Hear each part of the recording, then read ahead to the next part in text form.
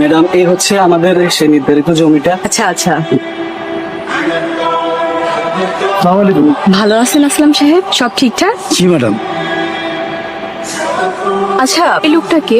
ও রাজু, বিভিন্ন ক্ষেত খামারে কামলা দিয়ে খায়। আজকে আমি ওরে ক্ষেতের আগাছা পরিষ্কারের জন্য রাখছি। আচ্ছা, তাহলে ওনাকে একটু ডাকেন।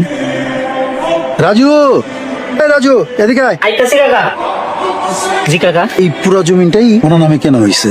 সালাম আলাইকুম ম্যাডাম। ওয়ালাইকুম আসসালাম। আপনার কি কোনো সমস্যা? না তো ম্যাডাম, কোনো সমস্যা নাই। তাহলে আপনি নিচের দিকে তাকিয়ে আছেন কেন? পর্দা করতেছি ম্যাডাম। পর্দা করছেন মানে? পর্দা করা ফরজ। আল্লাহ তাআলা নারী পুরুষ দুইজনকে পর্দা করতে বলছে।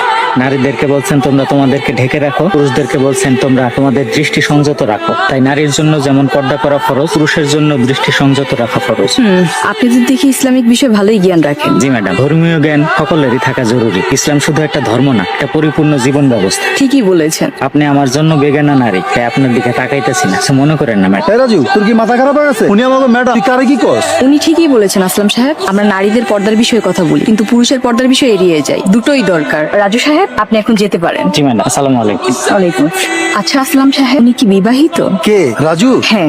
এই কথা কেন জিজ্ঞেসেন ম্যাডাম? এমনি। ও তো বিয়ে করে নাই ম্যাডাম, করবো কেমনে? গরিব মানুষ। ওর বাপে যখন ছিল অবস্থা ভালোই ছিল, এখন তো পেট চালাইতে কষ্ট হয়, বউ চালাবো কেমন? আচ্ছা, আপনার ফ্যামিলিতে কে আছে? কেউই নাই। এই কথা কেন জিজ্ঞেসেন ম্যাডাম?